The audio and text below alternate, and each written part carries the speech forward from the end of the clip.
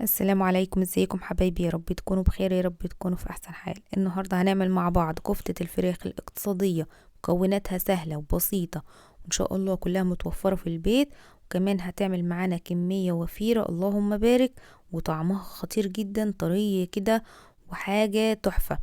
يلا بينا نسمي الله ونقول بسم الله. اللهم صل وسلم وبارك على الحبيب المصطفى وعلى اله وصحبه اجمعين. ما تنسونيش حبايب قلبي في اللايك والاشتراك في القناة، وكمان شير عشان الكل يستفيد، وتابعوا الفيديو للنهاية. ويلا نسمي الله. اول حاجة كده يا بنات، انا عندي نص رغيف من العيش اللي هو بتاع البطاقة. لو ما عندكيش استخدمي رغيف من العيش الشامي عادي. انا حطيت كده عليه مية علشان نبله. تمام.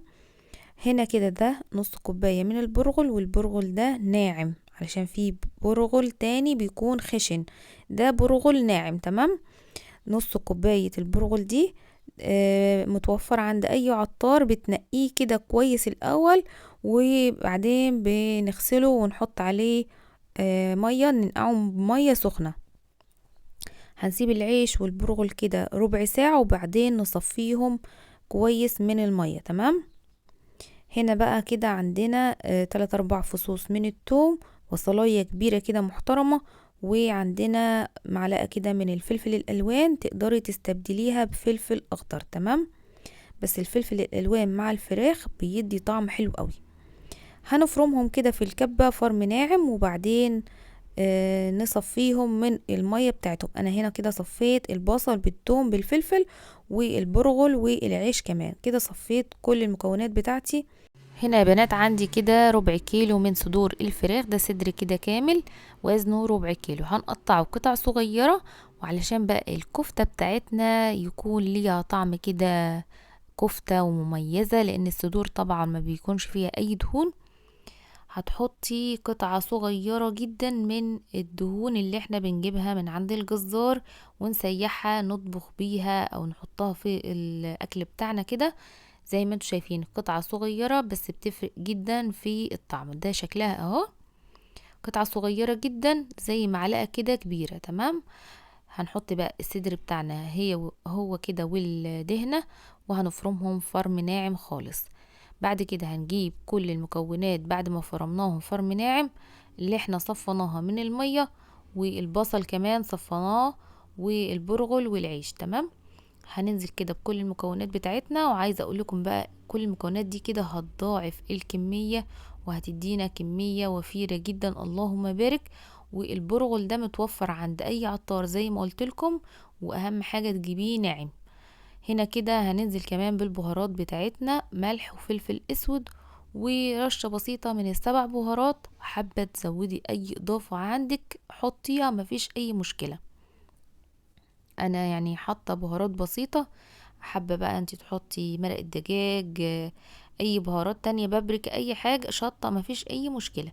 انا هحط كده معلقة كبيرة مليانة من الفيجيتار، والفيجيتار دوت بيكون مبهر وفيه كل التوابل بتاعة الفراخ، وطعمه بيكون حلو جدا. دي كده كمان معلقة كبيرة مليانة من الكزبرة الخضراء او الكرفس، المتوفر عندك استخدميه.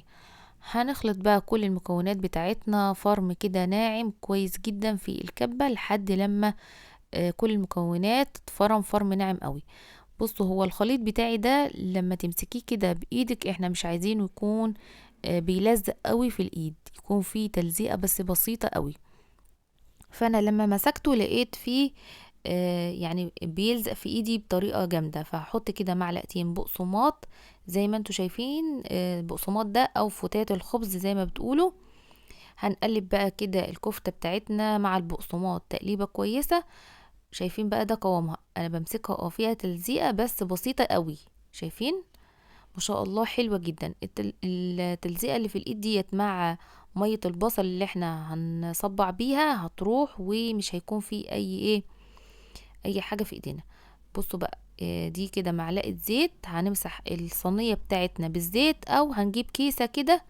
دي بقى مية البصل والفلفل هنستخدمها، هنبل ايدينا كده منها واحنا بنصبع الكفتة، وناخد قطعة من الكفتة ونصبحها على العود بتاع الشيش. وطبعا الطول المناسب ليكي اعمليه. انا عاملة كده الصوابع بتاعتي بالطول ده، وهنجيب بقى الكيسة بتاعتنا نرص عليها الكفتة بتاعتنا. طبعا تقدري تفرزيها لو انت عاملة كمية، عايزة اقول لكم حلوة جدا جدا، بس ترصي كده بين الطبقات اكياس. تمام. بصوا هنا طبعا هنقليها كده في الطاسة، وكمان هنعمل كمية في الفرن. طيب انا هاخد دي كده على البوتاجاز، وهنحط الطاسة بتاعتنا، هنحط فيها معلقتين 3 من الزيت، مش كمية كبيرة، حاجة بسيطة قوي من الزيت. وهنسخن الطاسة بتاعتنا كويس قوي، وننزل كده بالكفتة بتاعتنا في الطاسة لحد لما تاخد اللون المناسب، وهنقلبها على جميع الجوانب بتاعتها على نار متوسطة. بالنسبة بقى ان احنا عايزين نحطها في الفرن، هنجيب الصينية بتاعتنا ونمسحها مسحة كويسة جدا من الزيت، ونرص فيها الكفتة بتاعتنا وندخلها الفرن. الفرن لازم يكون سخن جدا قبل ما ندخل الصينية بتاعتنا. هندخلها على اعلى درجة حرارة من فوق ومن تحت، يعني نولع من فوق ومن تحت، وبنتابعها برضو، بنتابع الكفتة بتاعتنا. اول ما بلاقيها استوت، هي مش بتاخد لون في الفرن، تمام، بجيب مية البصل والفلفل اللي احنا مصفيينه، بحط عليها معلقة زيت، وبدهن كده الكفتة بتاعتي، بدهن وش الكفتة بتاعتي. لو عندك معلقة صلصة ممكن تحطي مع مية البصل كده ومية الفلفل، او معلقة صويا صوص، او معلقة دبس رمان، اي حاجة كده تدي لون حلو للكفتة بتاعتنا. تمام. هندهن الكفتة بتاعتنا ونكون مولعين الشواية، مجرد بس دقيقة كده تحت الشواية هتاخد اللون الحلو بتاعنا. هنطلعها وبتكون طرية وتحفة، وهما الاتنين طريقتهم احلى من بعض، والطعم حلو جدا. شايفين بقى؟ دي الصينية اهي، هندهنها دهنة من الزيت، وهنصب عليها الكفتة وندخلها بنفس الطريقة الفرن. تمام. ادي الكفتة بتاعتنا يا بنات، شكلها تحفة بعد ما طلعت كده. دي طبعا المعمولة في الطاسة، وكمان اللي كانت في الفرن زي ما قلت لكم اهو. هنديها لون حلو بمية البصل والفلفل ومعلقة زيت ومعلقة صلصة او معلقة من دبس الرمان علشان تاخد لون حلو معانا. شايفين بقى؟ مفيش اسهل من كده، طعمها بجد خطير. الكمية دي عملناها بصدر من الفراخ وزنه 1/4 كيلو، اللهم بارك، كمية حلوة جدا.